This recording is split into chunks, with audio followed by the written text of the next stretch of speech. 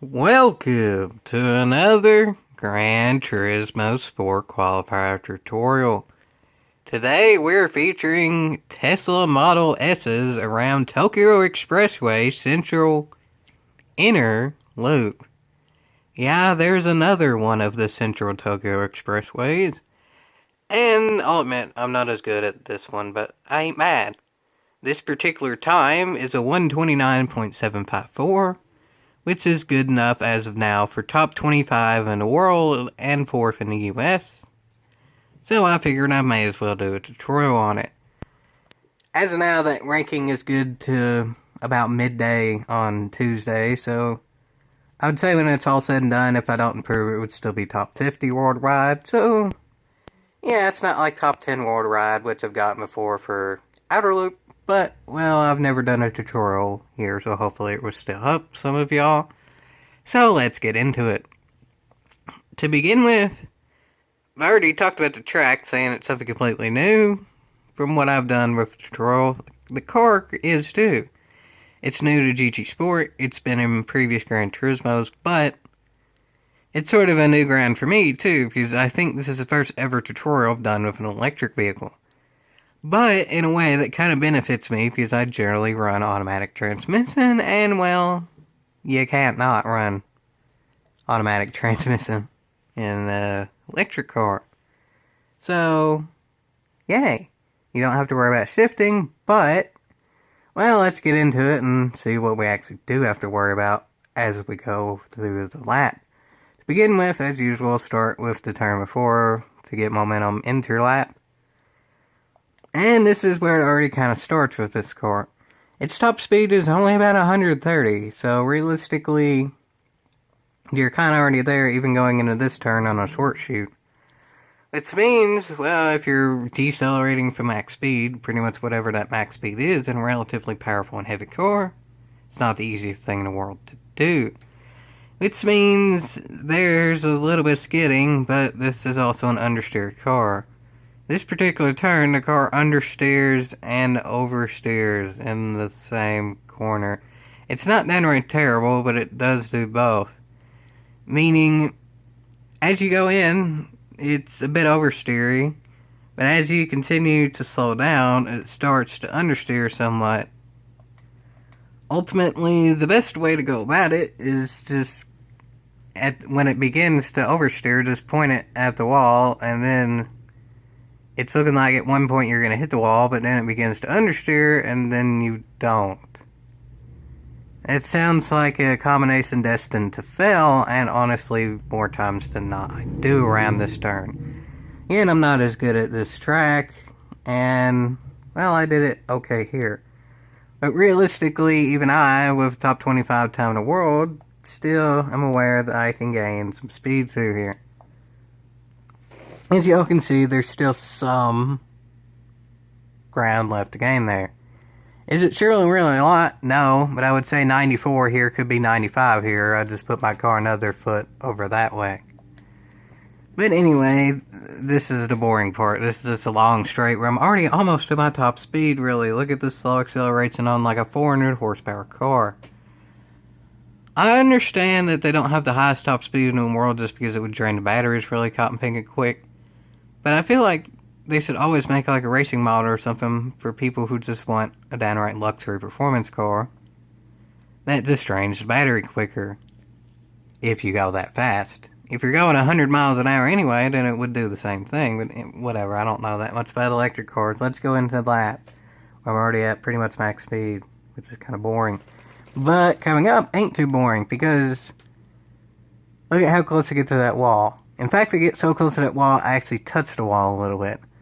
But that's kind of a good thing here, because as y'all know, Tokyo Expressway has no grass, like any of the versions. So basically, the only thing that slows you down other than your brakes is the walls. If you're slowing down into a turn with your brakes, well, maybe you can kind of also use the walls. It's unrealistic, but this whole thing in general is. You're never going to take a Tesla on the streets of Tokyo and go 120 miles an hour on them, so take it as you may, this all in all probably only gains me like 100th of a second or something, but yeah, just touching that wall a little bit slows your car down. You can call it cheating if you want, but I have a hunch a whole heck of a heap of people are doing it, because the top time in America's region right now is a 29.3.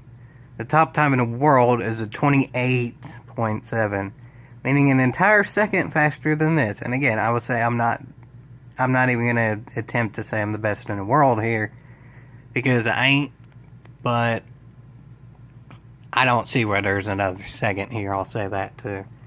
Next bit of this turn. Gradual slowdown, as y'all can see here, I'm not on the brakes. This car likes trail braking, even though it's an electric vehicle, so in theory there's kind of the curves type thing, where you're kind of always supposed to be braking a certain amount. And it's actually like trail braking to the point of at some point you actually even have to coast in that trail braking, so that doesn't make too much sense either, but nonetheless it works. As y'all can see, there's a whole heck of a heap of time where I'm not even on the brakes at all, but yet it kind of works. But I will actually go back a little bit too, because I mentioned how the braking is.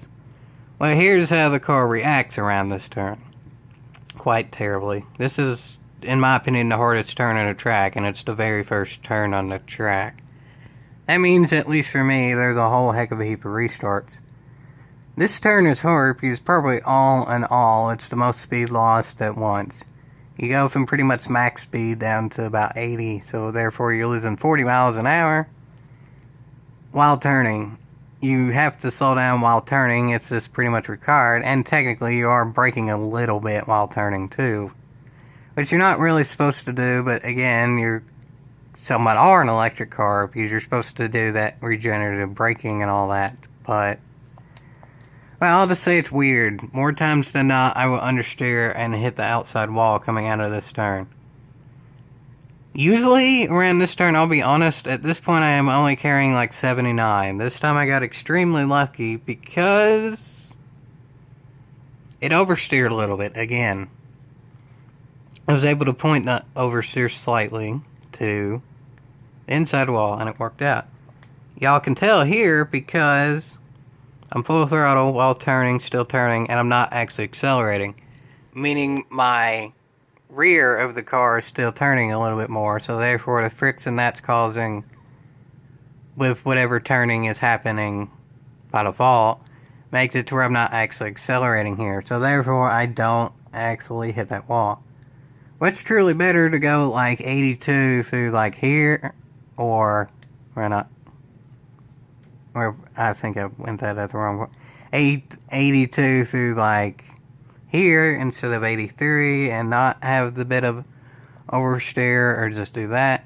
Well, I mean, this is my best lap, so kind of hard to say. And also in general, it's looking like this is going to be a longer tutorial than usual, just because this is the first time I've done one on this track, so y'all can definitely skip forward to whatever turn y'all may have more trouble with, because this is already relatively long, and this is literally still the first turn of the track, kind of, sort of. But now to the second turn of the track. This turn is easy. Just get on the apex, you don't have to slow down, continuing on. That's all that needs to be said there. But in this very small short suit, just stay on the outside here, so that way you have all of the momentum to this next turn. And this next turn is somewhat easy. You just barely slow down, as y'all see. There, just barely slow down for a very short amount of time. Back on the throttle, no brakes needed.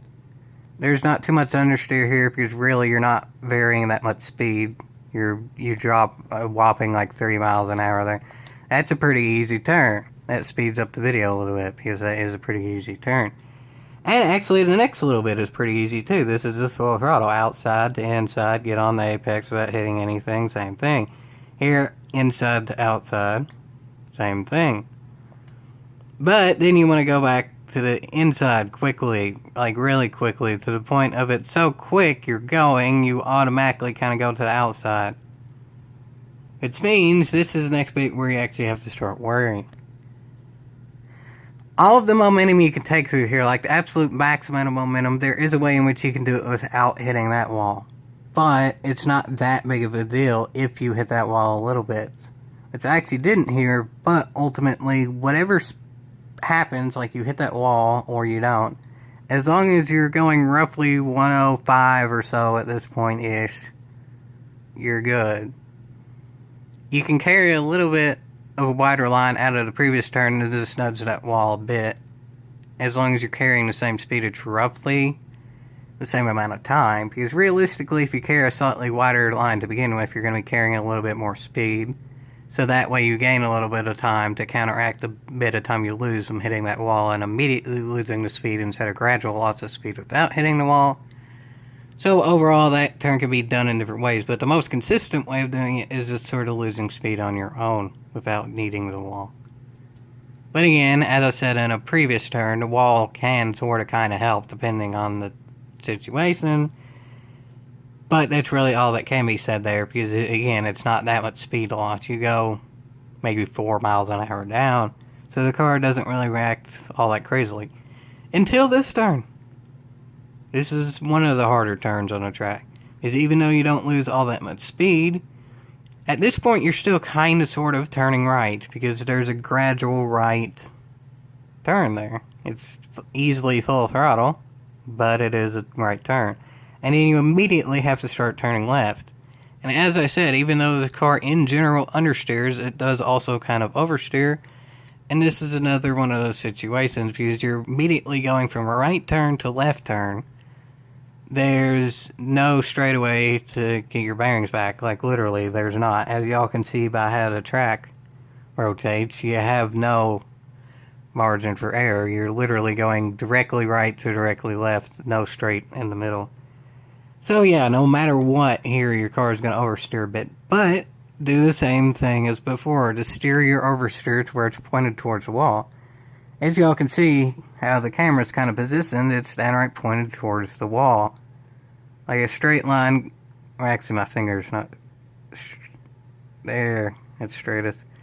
Straight line says you hit the wall like here, but where the car understeers, you don't hit the wall. And as y'all can see, for that quite a bit, I was full throttle. I even was on the throttle by the time really the turn started, all things considered. Like, again, it's kind of always a turn, but by the time the actual left turn started, aka the wall, and not just the beginning to turn left, the turn itself, I was full throttle. So then I go out of it, and as y'all can see here, I'm a little bit off the throttle too. Just manage the throttle depending on how your car feels.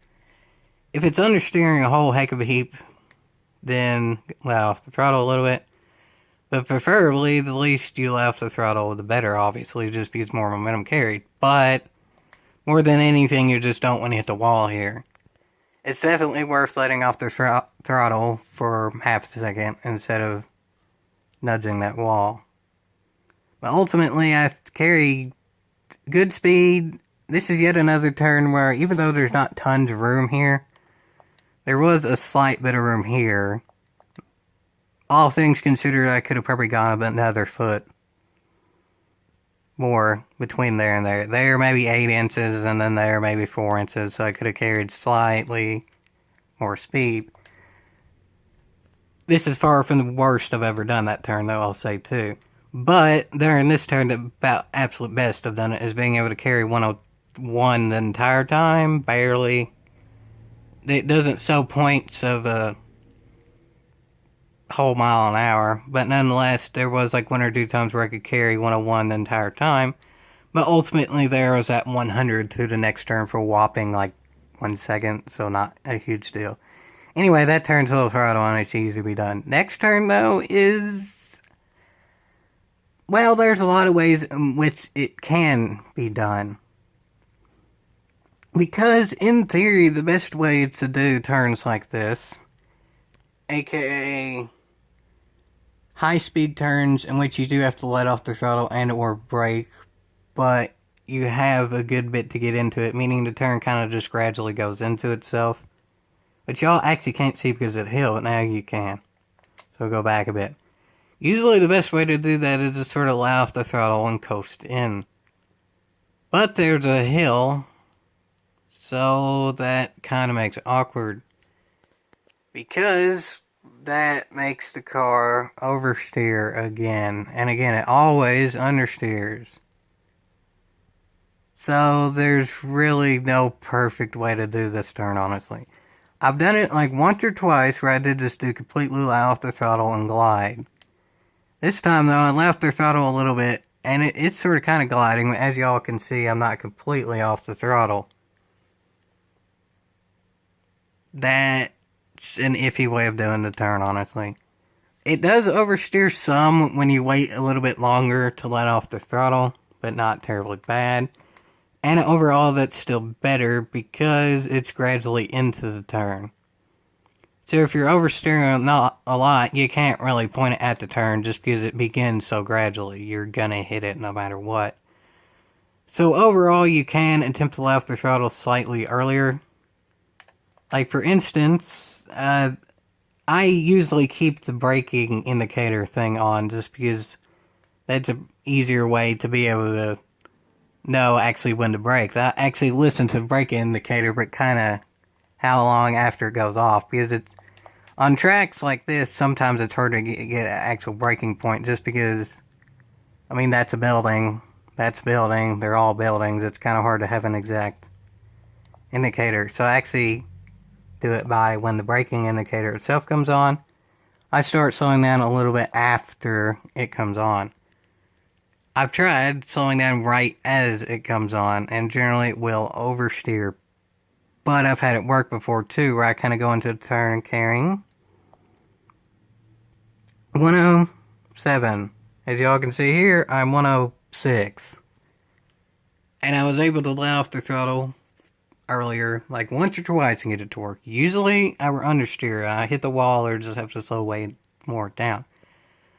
But what I'm saying is maybe there's a slight bit of time here, but it's possibly the riskiest bit of the track to attempt to get that slight bit more time. So overall, I'm happy with this, because ultimately the strategy that I did do, there really is no more track to use. That's pretty much right at the wall.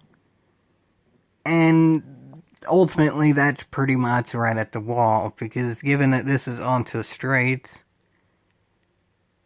you kind of want to lessen your steering input, because ultimately this is the high-speed section. So you just lessen your steering input to the point in which it eventually goes right to the wall. It doesn't have to be right at the wall immediately, and you're turning it just 100% left. Is ultimately less steering is good for straightaway. So anyway, on to the next bit. The next bit is easy. Another just full throttle, outside, then inside, then back to outside. Easy done there. And I say back to outside because, well, it's an opposite turn. Like the last turn was a right turn. This turn is a left turn. So really, back to outside, you're already there. But this turn itself is pretty easy. You just take it, and it's an easy turn, but you don't actually get on its apex. Because the next sort of kind of turn, this is all of a turn, but I'll consider it two different turns, because at this point I'm barely even steering, even though it is sort of a turn there still, kind of. Here you still want to be on the outside, so therefore the previous turn you don't want to be on the inside, because this turn, believe it or not, is almost full throttle, the turn coming up. Even though what's looking like on camera here, that looks like a pretty narrow turn. The first time I saw this turn, I figured the max speed that you could take it was about 95, 100.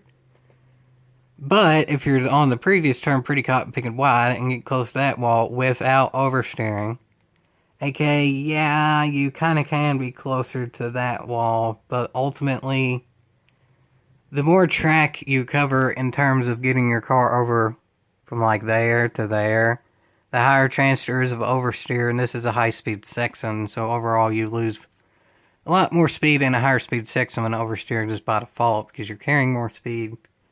So you don't want to oversteer, but you do want to be on the outside, so that's a tricky one to cover there.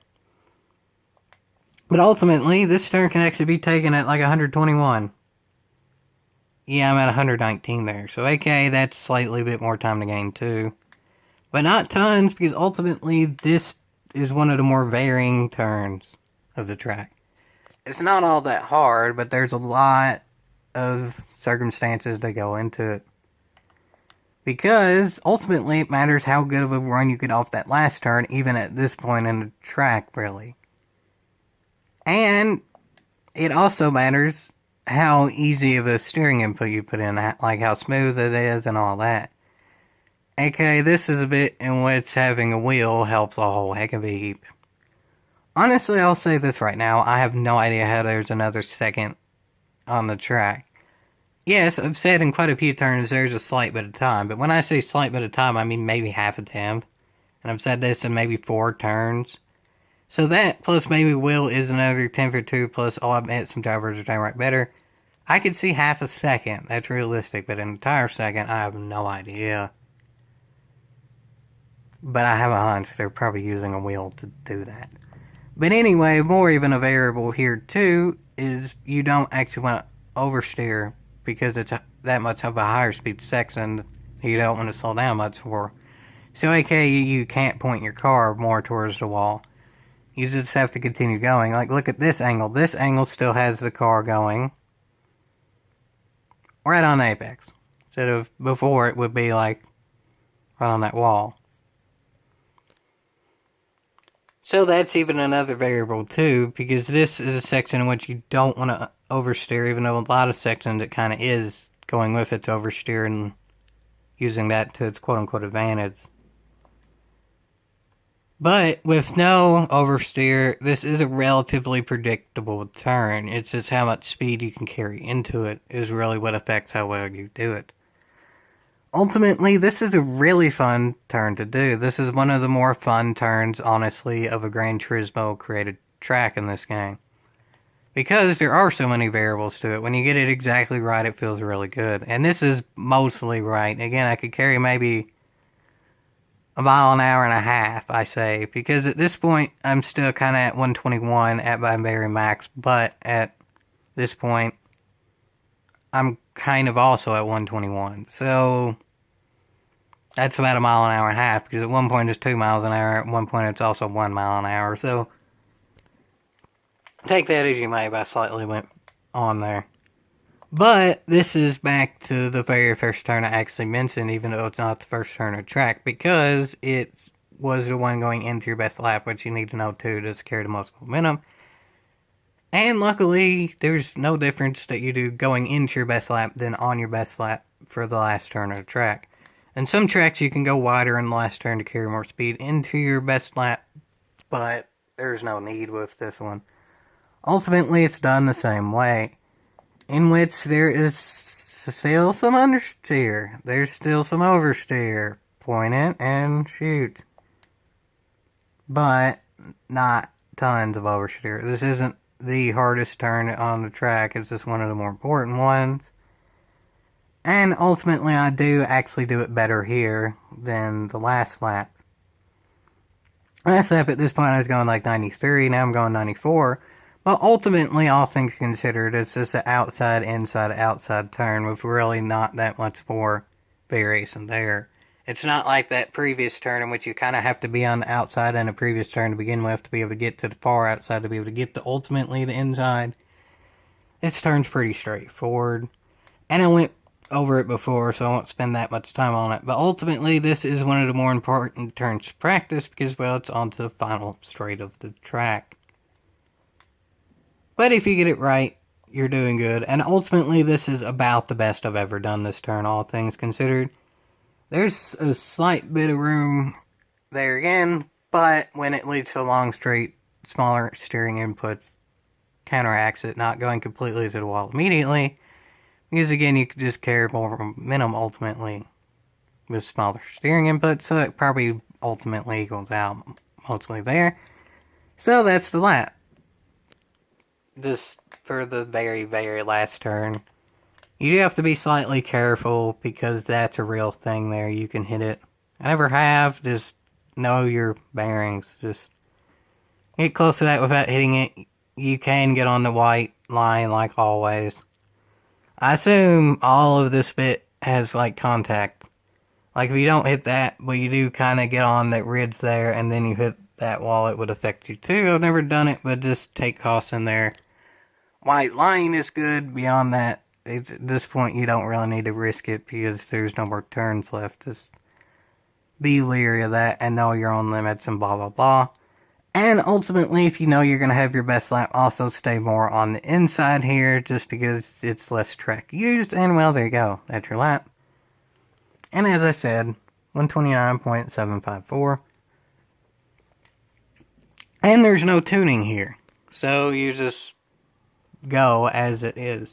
My brake balance is regular, like default. Traction control is on 1, but it's an electric car, so I honestly have no idea what that truly does. And anyway, here are my split times. As I said, I didn't do every section absolutely perfect, so yeah, there's one that shows is better, and there's others that I can truly do better. And I would say that best being a 624. I would say realistically, with absolutely perfect lap, I could get maybe something like a 499, maybe-ish. Again, with absolute perfection for me. But still, as y'all can see, when I did this, that was good enough for second. And America's region, just my internet was so slow, or PD servers were so slow, whatever you want to take, they're both kind of slow. It didn't load, but now it's still 4th in America and top 25 in the world. So, not bad. And hopefully this did help some people overall. And as always, yeehaw!